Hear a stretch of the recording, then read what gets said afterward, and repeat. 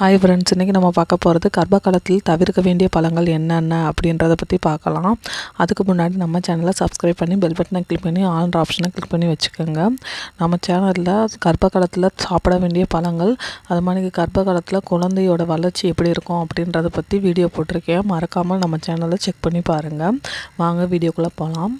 கன்சீவாக இருக்கும் போதே நம்மளை இதை சாப்பிடு அதை சாப்பிடுன்ற ஒரு கட்டுப்பாடு இருக்கும். அதே மாதிரிக்கு நீங்கள் கர்ப்பமாக இருக்கும்போது 2 பேருக்கு சேர்த்து சாப்பிடணுன்னு சில பேர் சொல்லுவாங்க. அதெல்லாம் உண்மை இல்லை. கர்ப்ப காலத்தில் பழங்கள் எவ்வளோ ஆரோக்கியமானதும் சத்தானதும் இருந்தாலுமே ஒரு வகையான பழங்களை நீங்கள் சாப்பிடக்கூடாது. பழங்களில் நல்ல நார்ச்சத்து நிறையா இருக்கும். அது மாதிரிக்கு ஊட்டச்சத்துக்கள் நிறைந்து இருக்குது. அதில் ஆன்டி ஆக்சிடென்ட்டுகள் நிறையா இருக்குது. இருந்தாலுமே எல்லா வகையான பழங்களும் ஒரே மாதிரியாக இருக்காது. பொதுவாகவே கன்சீவாக இருக்கும்போது பழங்களும் அவங்களோட கருவில் இருக்க குழந்தைக்கு பல்வேறு ஊட்டச்சத்துக்களை வழங்கும். முதல்ல நீங்கள் கன்சீவாக இருந்தாலும் இல்லைன்றாலுமே நம்ம பழங்களை நல்லா கழுவி சாப்பிடணும். ஏன்னா அதில் தீங்கு விளைவிக்கக்கூடிய பாக்டீரியா, நோயை உண்டாக்கக்கூடிய பூச்சிக்கொல்லி மருந்துகள்லாம் அடிச்சிருப்பாங்க. அதனால் பழங்கள் சாப்பிட்றதுக்கு முன்னாடி நன்றாக கழுவி சாப்பிடணும்.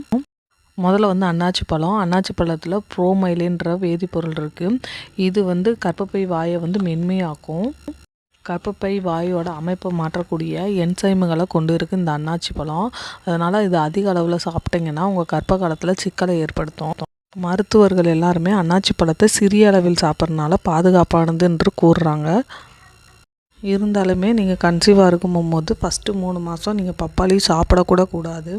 அடுத்து பேரிச்சம்பழம். பேரிச்சம்பழ பழத்தில் அதிக விட்டமின் நிறைந்திருந்தாலும் அதிக அளவில் பேரிச்சம்பழம் எடுத்துக்கக்கூடாது கர்ப்பிணிகள். நீங்கள் கன்சீவாக இருக்கும்போது பேரிச்சம்பழம் அதிகமாக எடுத்திங்கன்னா உங்கள் உடல் சூட்டை அதிகப்படுத்தி விட்டுரும். அதனால் உங்களுக்கு குறைப்பிரசவம் கூட ஏற்படலாம். அதாவது ஆரம்ப கால சுருக்கங்கள் இருக்கும். கான்ட்ராக்ஷன் சீக்கிரமாகவே வந்துடும்.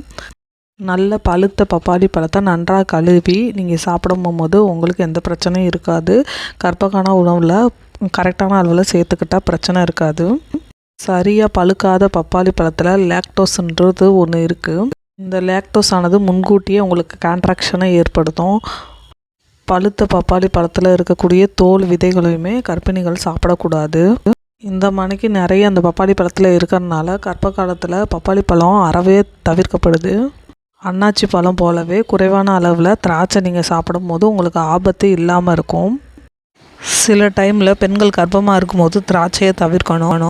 ஏன்னா திராட்சையில் ரெஸ்வெராட்ரால் என்ற ஹார்மோன் நம்ம உடம்புல இருக்க சமநிலையை உயர்த்தக்கூடிய ஒரு கலவையாக இருக்குது. இதனால் கர்ப்பகால சிக்கலை ஏற்படுத்தும். இதனால் திராட்சை சாப்பிட்றத குறைச்சிக்கணும். கர்ப்ப காலத்தில் மிகவும் ஆரோக்கியமானது வாழைப்பழம்.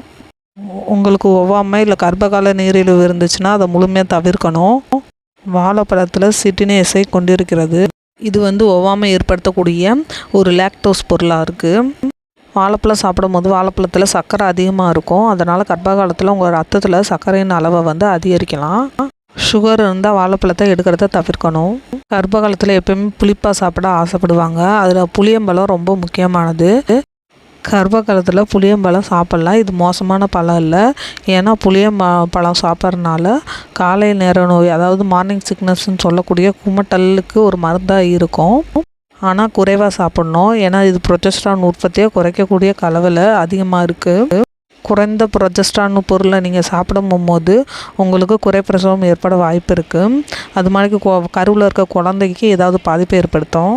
கர்ப்ப காலத்தில் உறைந்த பெரியை சாப்பிடக்கூடாது. ஃப்ரோசன் பெரின்னு சொல்லுவாங்க. இதை பேக் செய்யப்பட்டு உணவாக விற்பாங்க. இதை சாப்பிடக்கூடாது. புதிய பழங்கள் மட்டுமே சாப்பிடணும். எப்போயுமே ஃப்ரெஷ்ஷாக எடுத்துக்கிறது ரொம்ப நல்லது. கன்சீவாக இருக்கும்போது ஒரு நாளைக்கு 2 கப் அளவுக்கு நீங்கள் பழங்கள் எடுத்துக்கலாம். தோராயமாக ஒரு நாளைக்கு 400 கிராம் வரைக்கும் பழங்கள் எடுக்கலாம். முடிந்த அளவுக்கு பழங்களை தோலை உரித்து அப்படியே கடித்து சாப்பிட பழகிக்கோங்க. பிழிந்து குடிக்காமல் நேரடியாக பழங்கள் எடுத்துக்கிறது நல்லது. இந்த வீடியோ உங்களுக்கு பிடிச்சிருந்தால் லைக் பண்ணி ஷேர் பண்ணி சப்ஸ்கிரைப் பண்ணிடுங்க. Bye friends.